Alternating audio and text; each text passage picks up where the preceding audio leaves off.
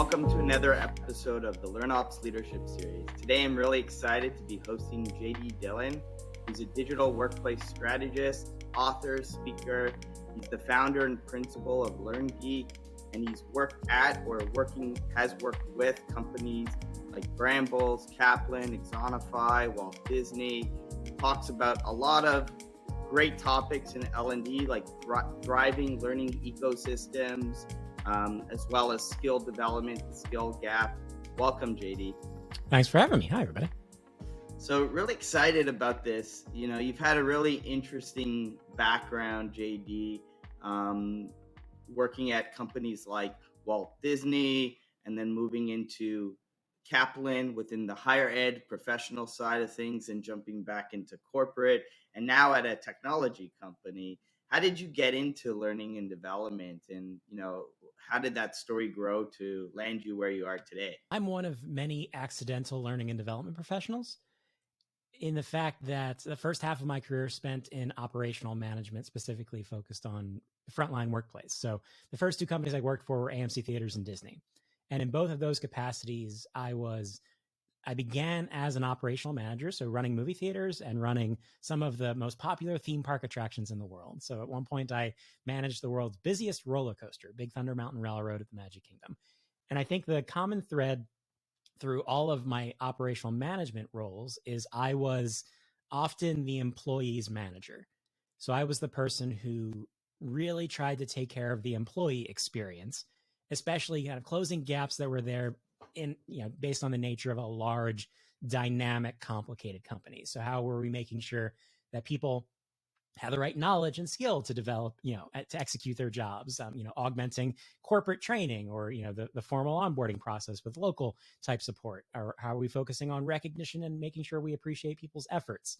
How are we improving processes? So I was kind of always focused on the human or people side of operational execution.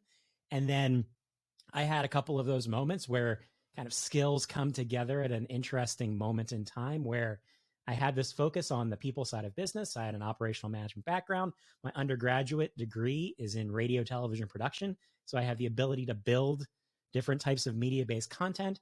I have a pretty deep background when it comes to facilitation and public speaking. And all of that came together while I was at Disney, where I joined a project team focused on kind of the rebranding of customer service standards at the Walt Disney Company, specifically at Walt Disney World here in Orlando. So I spent several months facilitating classes to every line of business that happens on a campus the size of the city of San Francisco, and then kind of grew from there in terms of starting to design my own classes, my own types of programs, and then started to make the shift, especially in my later time at Disney. And then when I joined up at Kaplan, formally in learning and development at that point, kind of made the transition of career focus where I'm still very much focused on the human side of work. Now, especially in the work we're doing at Axonify today, we're expanding beyond the story of learning more towards employee enablement and employee experience.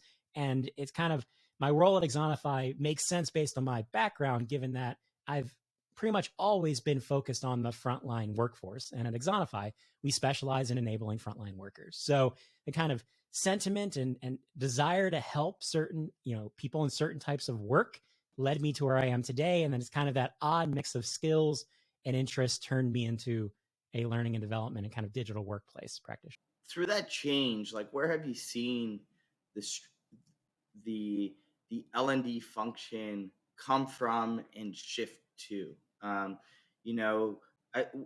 It kind of reminds me personally of where marketing teams were 10 years ago, and where they went to. At one point, marketing teams were looked at as a cost center. It's expensive. We don't see the return right away. CFOs were having heart attacks. But platforms, technologies came out. It helped connect the dots, provided visibility. There's terms like return of ad spend now. Similar shifts happen with IT and software development. We feel that there's a shift happening, but coming from within the industry and given your story, like what have you seen throughout these years? I would say that L&D lags behind a lot of those stories in terms of evolving the function to match the needs of the modern workplace. So I think there's still plenty of environments out there where training is viewed as a cost center. It's a check the box exercise, heavily focused on job required training and compliance and those types of ideas. But there's an evolution rapidly taking place at all levels of the organization where people are starting to realize it's getting harder to find and or develop the knowledge and skills we need to keep pace with change in business. And it's not that people are suddenly recognizing that skills are important, right? We've known that the whole time. Anytime you've employed anybody ever, you've needed people that have the ability to do the job well, and be able to hit whatever the goals are. That's just the nature of work. However, in the past, pace of change was different. So you might have had the ability to build people over a greater period of time through mentorship programs, apprenticeship, formal job training programs that took weeks to months, and that was okay. Maybe you had a bit of a churn mentality where it didn't matter if people left the organization because there were people behind them that you could bring in to a couple of week training program. That's what I did at contact centers back in the day. Was we always had 75 new contact center agents in training that were going to step in a high churn environment for the people who were stepping out. And maybe in certain cases, the job was a little bit more clear cut or simplified. Customer expectations were different. So all of those factors are changing in a way where now organizations are looking internally to say, well, we don't have the skills and knowledge necessary to be able to evolve our business at the pace we need to keep pace with competitors or changing customer demand. Consumer expectations are elevating. So when someone walks into a car dealership, and this is me, when I bought my last car, I knew more about the car than the salesperson did because I spent a lot of time doing research with information I now have available that I didn't have available 25 years ago in order to inform what I expected of that experience. And that's how people play now when it comes to their decision-making in terms of certain brands and brand loyalty and those types of ideas. And now organizations, especially given the changing relationship that people have to work and the rise of hybrid remote work options, the ability to work in different types of roles, people are seeing it's just that much harder to buy talent, right? You can't rely on, well, if that person leaves, I can just go open a job rec and take a bunch of applications, sort through, and then 8 weeks, 8 months later, we find the person. And yay, the workplace just doesn't function in that way anymore. So I think all of that is coming together to help organizations realize, well, we have to build the knowledge and skill that we need internally more often than not now, which means that we have to look at learning and development as an investment in our business, not just something that we have to pay for because regulators exist. And you back out of that, now you say, well, we have to run the function differently because instead of being something that happens alongside of work or maybe is often a disruption to work, the question now becomes, how do we make skill development part of the work, not just something that happens in the flow of work, but something that's actually part of everyone's job, but do it in a way that's non-disruptive because people still have jobs to do. And we don't have, an inordinate amount of extra staffing. We don't have the resources to add on people so people can be pulled out consistently to focus on different types of programs. Different organizations have different resources that can handle this challenge in different ways. But it also comes down to there's a growing realization that improving yourself is part of the job. And it's not just for you as a career development opportunity. It's also to help the organization be more agile and more responsive and more proactive when it comes to adjusting to the needs of the marketplace. Now that makes a lot of sense to me as well. So are you seeing L&D teams structuring themselves differently to align more to these corporate strategic initiatives? In your opinion, what's the best operating model to do that? Workplace learning functional structures always fun because it's kind of a constant revolving cycle, right? Where it's leadership changes and then they decide we have all of these functional training teams where we have a team focused on sales and a team focused on the manufacturing arm and a team focused at the corporate HQ. And we have all these different related but disconnected functions. We're going to centralize. So we're going to bring everything in. We're going to consolidate tools and resources, often reduce headcount in a lot of cases in that move, right, to overlapping functions. We're going to become, a fit and nimble group, and we're going to focus on the high priority projects. And then the functional teams out there, the people who have problems to solve and people to enable, start to feel that disconnect, and that we don't have dedicated resources and we're competing with other functions, and sales often gets the help because they generate the revenue. So maybe some of the other functions aren't feeling as enabled, and then they go looking for resources. And the reality is that technology and content and open source resources and third-party providers now give anyone inside of an organization the option to go find help when it comes to enabling their people. They don't have to rely on the corporate HR L&D function. We're not the only game in town, right? It kind of went from when in Black and Blockbuster days, you want to watch a movie at home, you need them. You need to go to Blockbuster. Now you want to watch a movie at home, which Plus app do you want to use, right? So it's kind of that dynamic. So then the corporate team feels that decentralization happening. So they do that again. So they decentralize the function, and now you've got these operationally focused learning functions and a centralized team. And then you wait a couple of years and you do it again. So what I see in large enterprise HR and learning functions is this constant back and forth when it comes to centralized, decentralized operations. I think the right answer, the best model, is dependent on you and your organization, the people you're supporting, the dynamics of your company, what objectives you're trying to reach, what type of experience you need to provide to help people reach those objectives.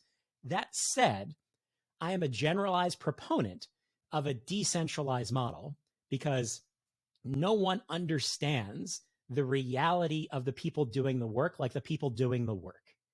So it makes more sense, and I believe it's more scalable and allows you to be more nimble, more agile if you have people embedded inside of the operation that are focused on, well, how do I support this persona? How do I support this audience? What types of resources, digital experiences, what makes sense for this part of the business? Because if you support the manufacturing team and the corporate team and the professional sales teams, their day-to-day working realities are fundamentally different, not just their objectives and the types of topics they're focused on, but the tools that they use, the technologies they use, how they access resources, right? It's all so different that in order to manage, especially a large business with hundreds of thousands of employees, it makes sense to have those pockets of operationally kind of focus or expertise that people can bring to life the right experiences, but then rely on a centralized team to find where are those commonalities, right? How do we make sure that we don't end up with 15 learning management systems, that we build a technology ecosystem as an organization that provides the right experiences for these different personas or audiences, but aligns, right? Aligns from a data strategy perspective, from an IT security perspective, all of those different pieces that have to match up to make things, not waste, right? To not replicate processes unnecessarily, to not recreate the wheel over and over again. So I'm generally a fan of finding that balancing act of having experts on the front line. The closer to where the work is done, the better. They don't necessarily all have to be learning and development people, but they're people enabled by a learning function to help and take care of and enable kind of unique functions within the business. But then there is that centralized strategy team that's helping, right, drive that conversation forward. That's keeping everyone aware of what resources exist, how technology is changing, what rules and regulations are shifting, and is accountable to that kind of the overall business for helping drive and enable that capability out across the different lines of business or different types of personas in the workplace. But ultimately it comes back to building the structure that makes sense for your business as opposed to trying to replicate what someone else did, because every organization, even in the same industries, are unique in terms of how they operate. So centralized models being a little bit too restrictive, hard to scale, hard to be everywhere, right? To get those feedback loops. So more of a partnership model or federated model where you might have one corporate L&D team, which are the enablers, but they've planted these seeds or partnerships either through actual business partners inside these departments or having a learning consultant or something like that, whatever their title is, that's embedded in those business areas, to connect the feedback loops, I guess, is, to summarize what you're saying, that would be the most effective model in your opinion. Generally speaking, I think the position of L&D is less to create, more to enable, right? We're less about building content at this point and more about creating connections between people who know and people who need. So as a simple example, in my contact center background, one of the projects I worked on was scaling knowledge sharing practices, right? So how do we get information from all of the different experts in the operations, whether they were product owners, whether they were experienced contact center agents who had really good ways of overcoming obstacles or supporting customers, right? All of this different expertise. How do we scale it in a way where we can capture that information in such a manner that other people can take advantage of it? We get L&D out of being a middle person where, subject matter expert has to talk to us. We have to make content, then deliver it to the audience.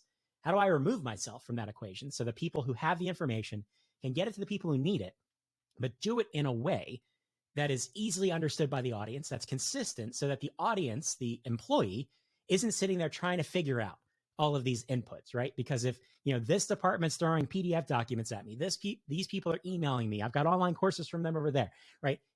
The experience of getting help and getting better at your job needs to make sense to the people doing the job, needs to fit into their reality. And I think doing this in a contact center environment was particularly meaningful for me because rule number one of a contact center is people can't get off the phone. Rule number two in a contact center is people can't get off the phone. So I had to figure out how to scale these types of practices like knowledge sharing across 10,000 people with hundreds of subject matter experts in different parts of the business and not take the agent off the phone. So it became important for me to say, okay, my team, my L&D function is going to take the centralized piece of this. We're going to establish the right channels, the right technology that fits into those circumstances, that context for the audience. But we can't build, right? I can't possibly handle all of that information with the small team that I had. So we established the channels, we built the experience, and we protected the experience for the employee, but then we activated champions. So instead of just giving everyone free reign to say, throw content in to the platform that we developed, we said, to get in, you got to come through us. And we're going to train you on how to take whatever your knowledge is, whatever your expertise is, and build resources that make sense to them.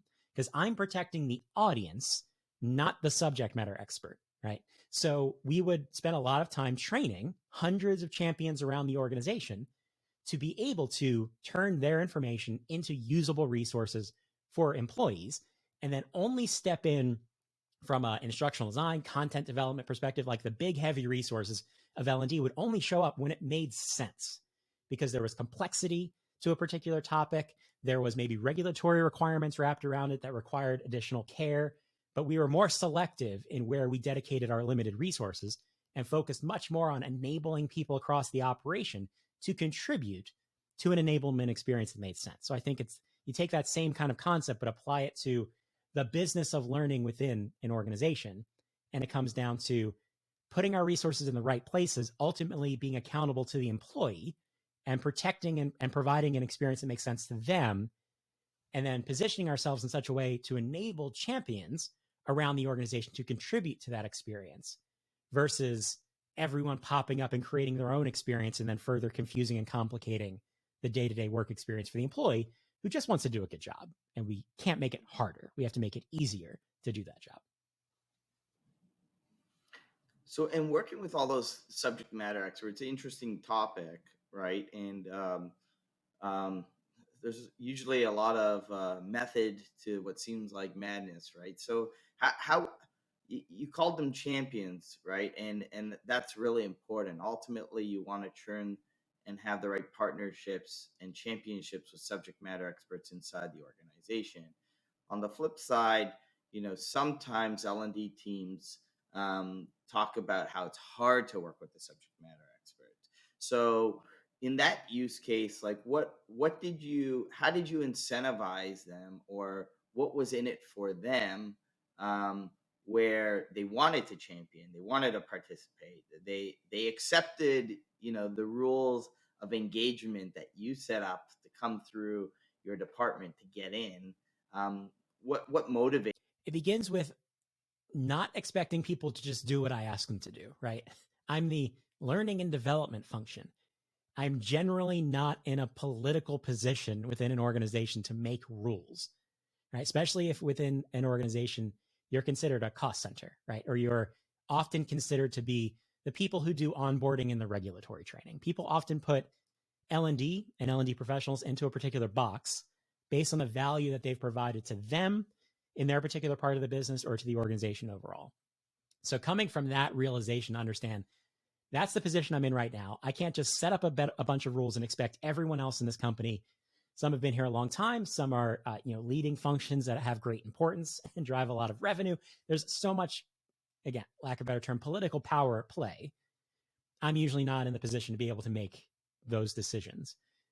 But it comes back to the fact that everyone is generally coming from the same place, which I need the employee to do something, right? I have information. I need them to have it because them executing is critical to my job.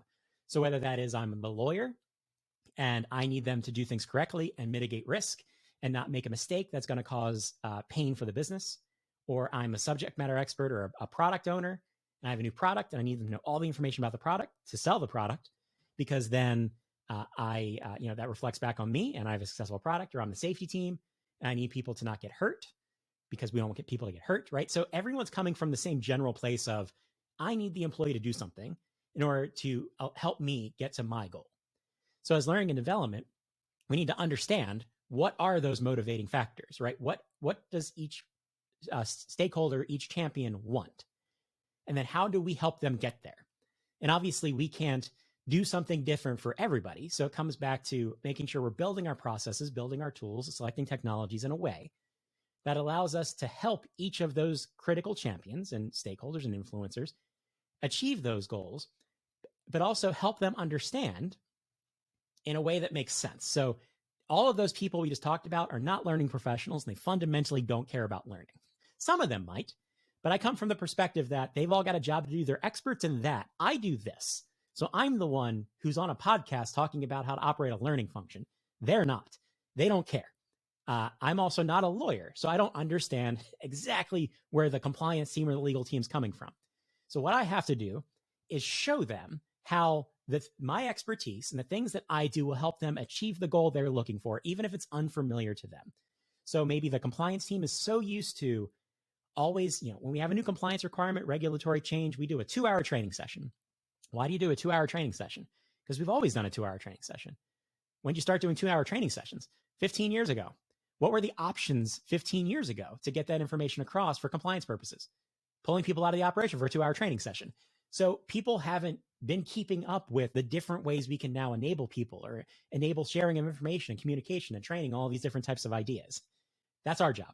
So how do we help them connect the dots to see that there are new options or different ways to get to the outcome they want in a way that maybe doesn't disrupt the operation, right? That fits the day-to-day reality of the employee, and that we can show evidence of it working. That's the other huge piece, right? So instead of just making rules and saying, it's good learning science, right? They don't care about that. They have an outcome they want to hit. So how do I maybe run experiments within my operation, or maybe pull case studies from other organizations, or kind of find proof points that I can take back and say, I understand what you're trying to achieve. I want to help you achieve your goal. This is the idea, and look, it works. There's evidence that this is a good idea, and this is the journey I need to bring you on that's going to help everybody achieve what they're going for. So instead of just expecting people to respect our expertise, it would be a magical world if they did. That's not the box that a lot of learning functions are currently sitting in. So how do we play a bit of a game of influence, understand our stakeholders just like we have to understand our audience, and then find different ways to influence the way they think about achieving those outcomes through practices we know that are most effective in the current state workplace. And I agree that I think this is one of the more challenging things we have to deal with when it comes to transforming the way learning functions, the way that we're perceived in terms of value within an organization, going beyond kind of being order takers and all those types of ideas. I think understanding and kind of mastering this kind of influence and changing the way people think about how learning works, about the role of the learning function, is a critical part of that story. And that's why in the new book I'm publishing in November, there's an entire chapter on influence for just this purpose, because it's been something that I've had to execute every organization I've ever worked in. Everything doesn't start with technology or content or strategy. It starts with mindset. And a lot of people walk through the door with a perspective on how learning works because they went to school or they had training before. and they think they know what works, or they think they know what is best for them, because it's not their job to think about this stuff all the time. That's my job. So we have to change the way people think about learning across the board to then be able to institute new practices, new technologies, new processes that are going to help everyone achieve their outcomes. That makes a lot of sense. I think the key word that I'm picking up on a lot is outcomes, right? So being outcomes driven.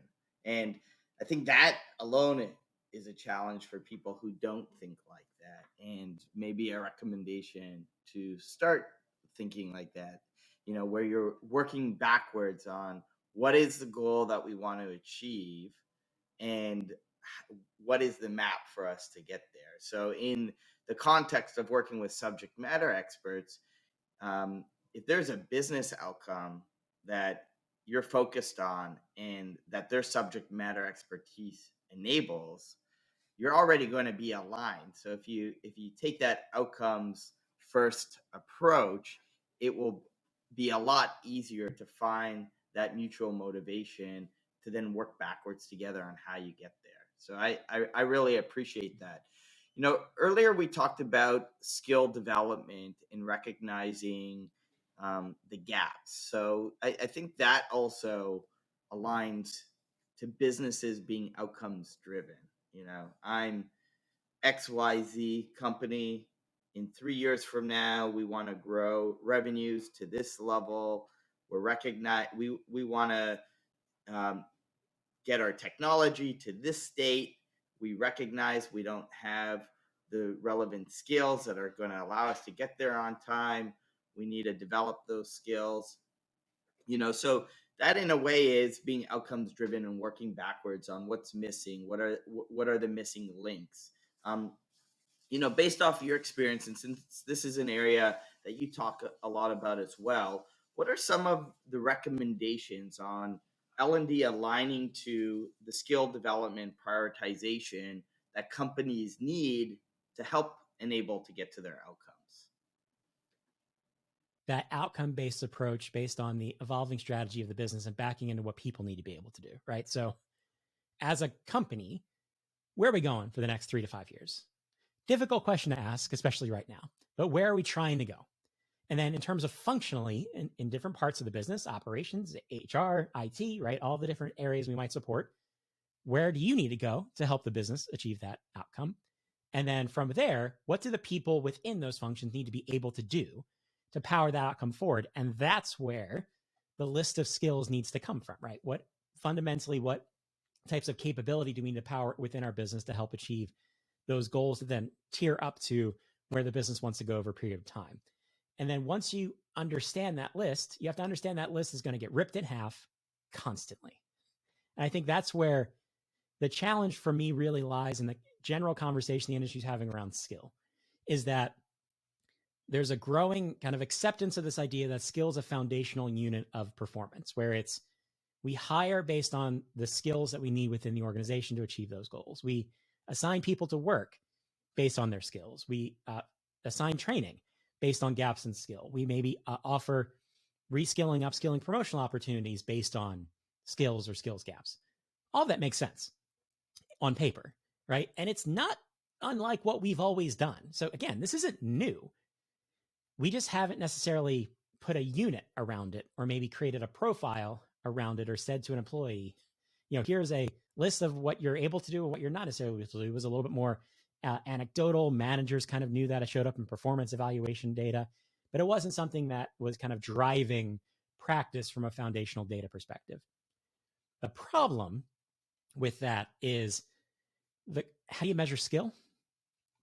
So when I talk to a lot of enterprises that are starting to go down this path of figuring out a skill strategy, technology companies that are focused on skills enablement and the data side, ontologies and marketplaces and all those types of ideas. And one of the questions I ask every time is, how do you validate skill? So if someone's resume says they can do something, or their LinkedIn profile says they can do something, or they take a self-assessment when they show up on the job and what can you do? How comfortable are you with this particular skill? What level are you? Those types of ideas. No one really has a great answer for how do you make sure that that's real, right? How can you actually validate that? And I think the focus that I have on frontline workers makes this even more of an interesting conversation, right? Because we can't afford to glean from a resume if someone can or cannot operate a forklift. We need to actually know, can that person safely operate this very heavy and dangerous piece of machinery? And we need to both see that they've completed training and certification may be required to that device, and I need to see them do it and execute work with that device or with that skill set. Because not necessarily one skill, it's multiple skills that comes into being able to execute that kind of capability with that equipment. I need to validate that he can do that. And I might need to revalidate that they can do that. If it's not something they do regularly, you might not quite remember how to do everything within the process and skill set required to execute in that type of an environment. So it's the skills conversation becomes much more, I think, tactical when you look at a lot of frontline work as compared to if you look at someone like me, right? What is my skill list? And would someone else performing the same function as me need the same skill set? Or would we just need to be able to achieve the same outcomes potentially through different skills? So I think it gets a bit, if we over rely on a list of generic skills to define talent practice, there might be improvements in some ways, but challenges introduced in other ways. And I think the other big issue besides validation of skill that I see out there is, okay, great. We identify what skills are required, where the gaps are in the organization, right? Based on where we're going, we need these skills to what degree, how many people do we need with these skills and different functions? Great. We figured it all out. How are we closing the skills gaps? Because we didn't change anything about how we develop people and how we help people improve their skills. We just mapped the skill requirements of the organization and found the gaps. The problems that exist today in terms of helping people get to the right level of skill still there, right? Time being the number one obstacle to workplace learning. We didn't create more time. We didn't necessarily change people's capacities. We didn't take work off of them to say you can focus more on your skill development. We didn't hire more people, right? It doesn't solve that fundamental problem. So I think the issue is less a skills gap issue, because skills have always been important. We just haven't been documenting them and kind of tracking data in the same way that we're starting to do now. The opportunity gap that created the skills gap's the problem, where we haven't prioritized continuous development as part of work. We've relied on being able to go out and hire specialty talent or be able to mitigate turnover by bringing in new people, right? We haven't been managing talent in a way to mitigate the opportunity gaps that have emerged. And now with all those factors we talked about in the beginning, change in consumer behavior and expectation, change in speed of pace of change in resources, all of those things are now leaning on us in such a way where those opportunity gaps are now creating skills gaps that are actually impacting our ability to function as businesses. So if we want to really close skill gaps and address skill shortages, or however you want to term it, we have to look at the reason they were created. And it wasn't because we didn't know skills were important. Yes, the skills have changed, but they're always a moving target in terms of what skills are important today. We have to close the opportunity gap by making development part of work and then direct that development effort in the right direction based on our understanding of the knowledge and skills that are going to be required to help power our businesses forward. So that's the way I look at the story. I think we're only looking at part of it when we talk about skills gaps. No, I think that's really interesting. And there's a lot to digest and break down through that is through those points as well. One being that, to your point, there's always a skills gap almost. Like it's just the speed of evolution of digital transformation that's happening that, in my opinion, is adding more urgency to that. But think about where cars were 50 years ago versus where they are today, right? You have to learn the new technologies, and in a corporate environment, as technology shifts, just given age gaps of people and whatnot, you're going to have to upskill people in order to keep up as well. So from your perspective, a lot of that seems practical, and aligning L&D to any of the gaps that a business might need to perform better and to drive outcomes. And it seems practical, but a lot of people still don't do it? What do you think the biggest challenges are holding L&D back from, from doing these? I come back to mindset. So just the way that everyone in an organization thinks about the connection between learning and development and work.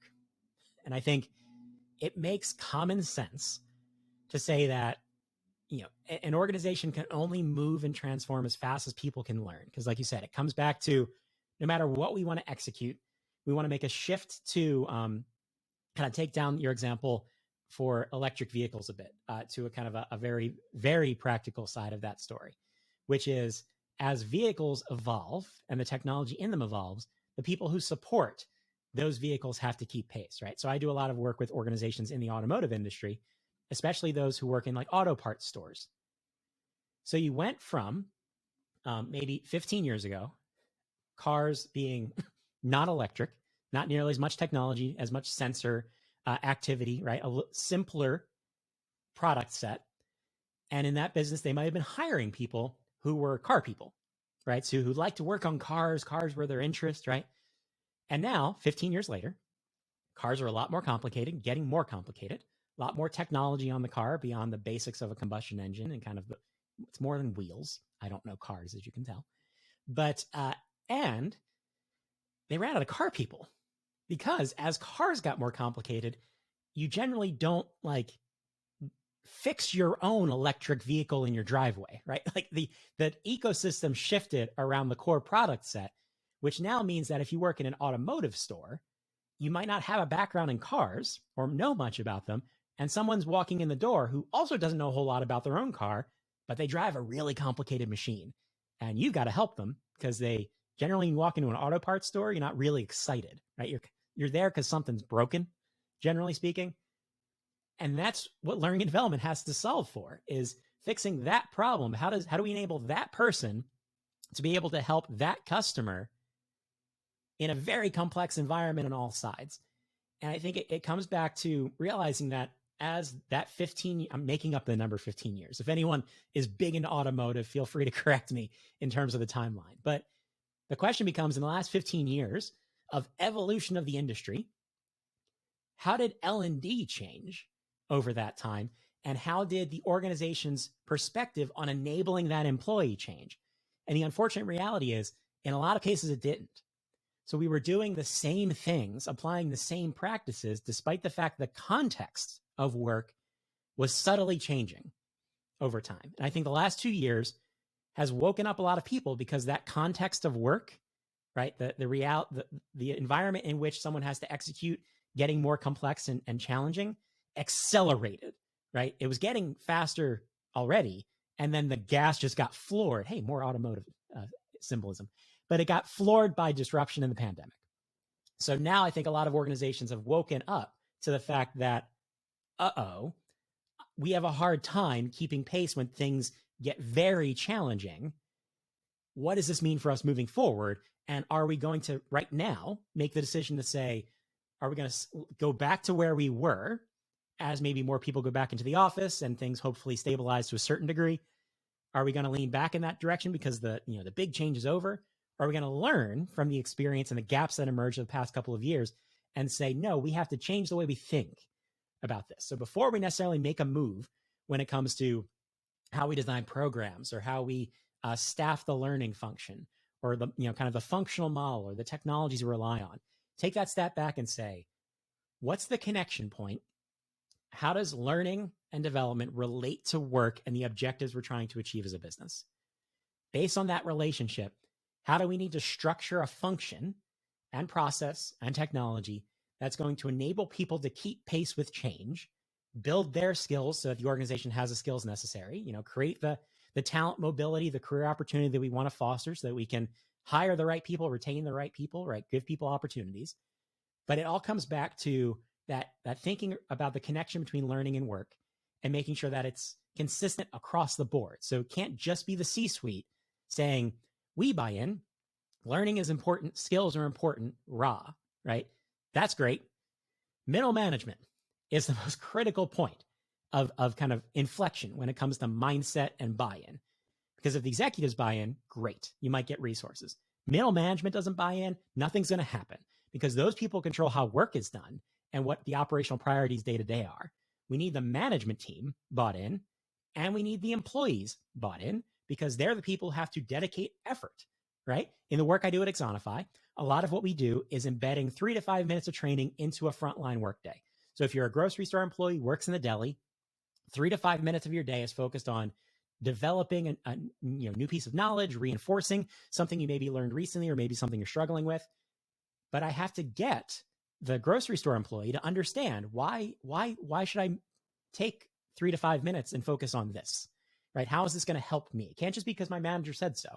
I have to see that this is actually helping me do my job, creating opportunity for me, making me more confident in my experience.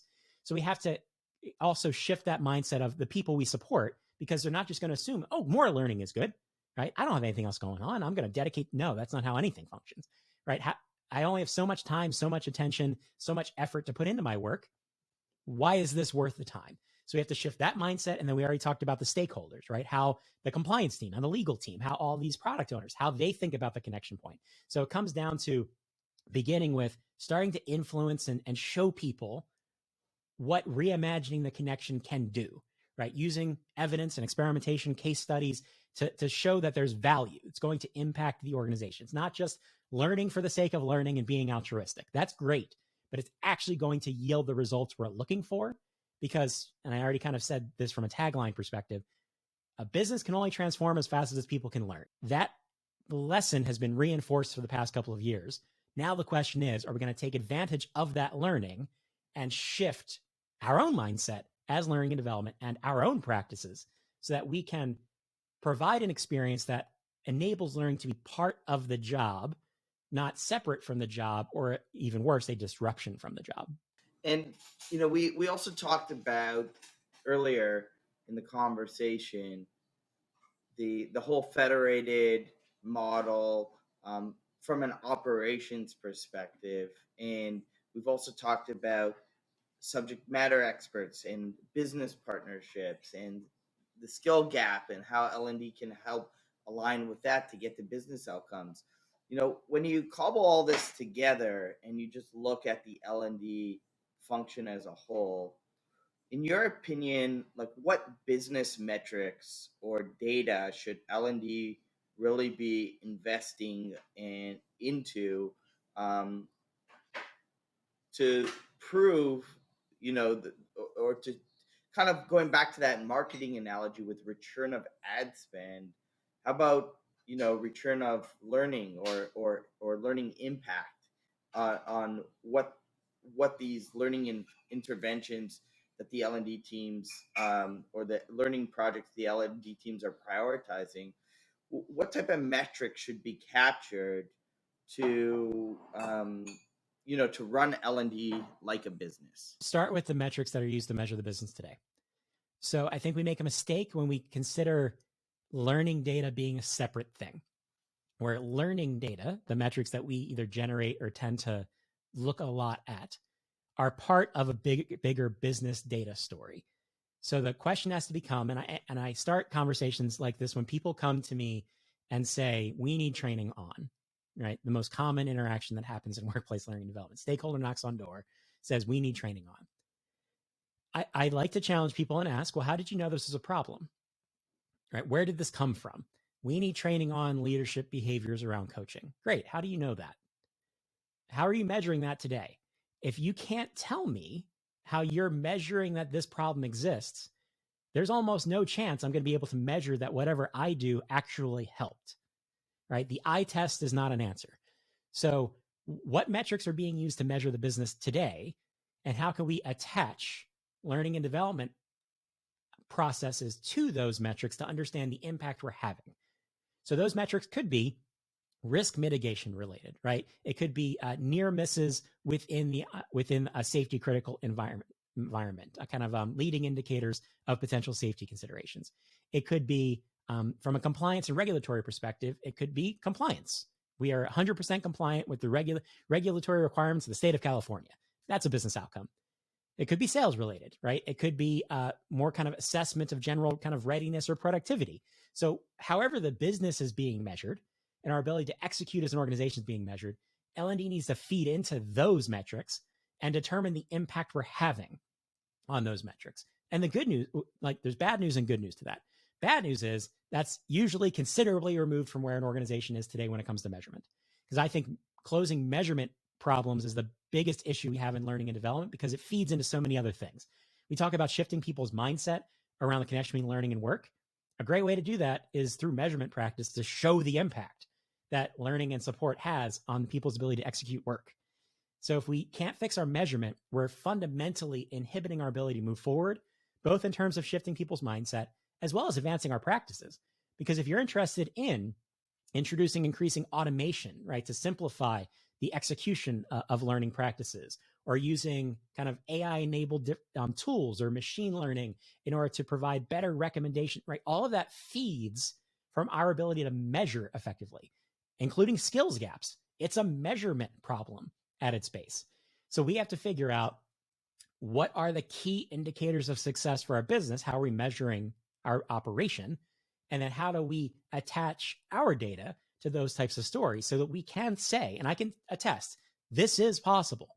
So if you maybe are delivering training for your sales team to enable a more effective execution for a new set of products, how do we take data from the sales team in terms of things like pipeline, right? Deals closed, all of churn, all of those different factors, combine that with what we can measure exclusively when it comes to, what people are consuming, how people's knowledge is changing over time, how maybe people's behavior on the job is shifting through observation or different analysis of people actually applying what they've learned. Take all of that data together and determine the impact of learning. And to say, okay, so for this quarter, we sold $15 million worth of product. 7.5% of that was based on this particular training practice that we executed in support of those salespeople, which allows us to say, if you turn the training off, you lose 7% of your revenue. Do you want to do that? Right? Or do we actually have a more informed conversation to say, that's the impact we're having on the business today. What if we advanced even further? Could we grow that number even more? Because the reality is, nope, there's no world where 100% of execution is based on learning, right? It all kind of is grounded in what we do, but there's so many other influences to what happens in terms of outcomes, right? Seasonality, marketing, process, technology, learning's part of that puzzle. But if we don't carve out our piece of that puzzle and show people the impact that we're actually having, why would people's mindset shift in terms of the value we can bring, unless, again, you're able to navigate the political landscape and help people think differently without evidence? But every other function in a business is generally held to a measurable outcome. If sales don't sell, sales gets in trouble. The question becomes, why should learning be held to a different standard? And I think more and more teams are realizing that's not the case. You need, the fact that you delivered 3.5 hours on average per employee this year means nothing. Absolutely nothing.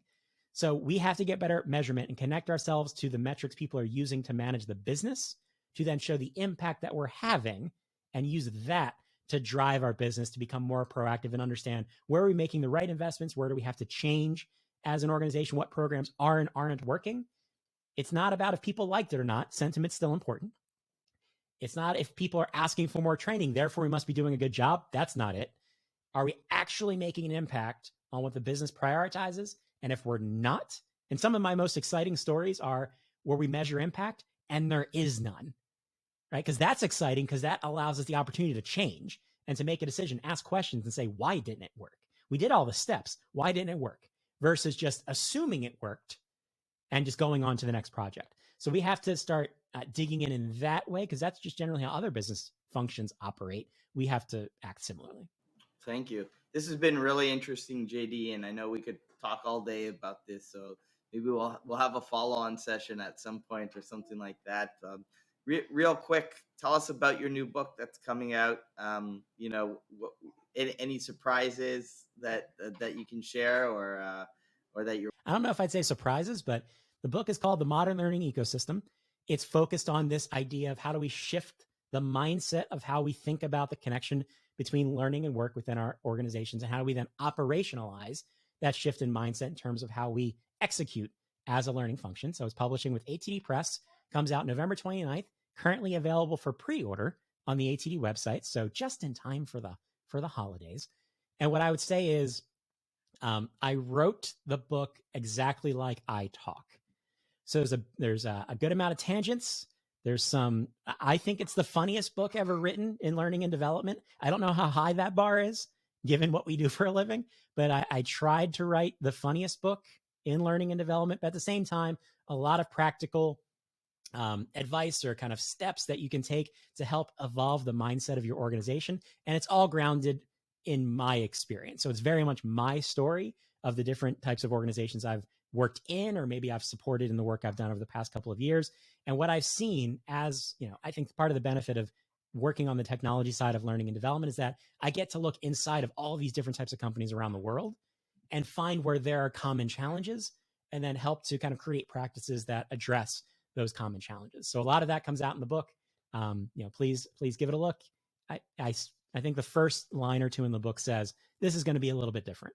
So it is a bit of a different book, but a lot of practical steps that you can apply right out the gate to help improve the way people think about learning within your organization. There you have it.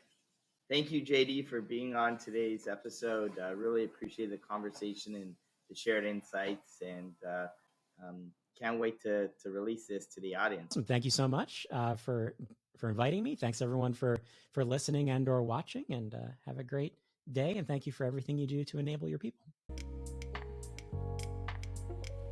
Thanks for watching today's LearnOps Leadership episode. For more episodes like this, don't forget to like, share, and subscribe.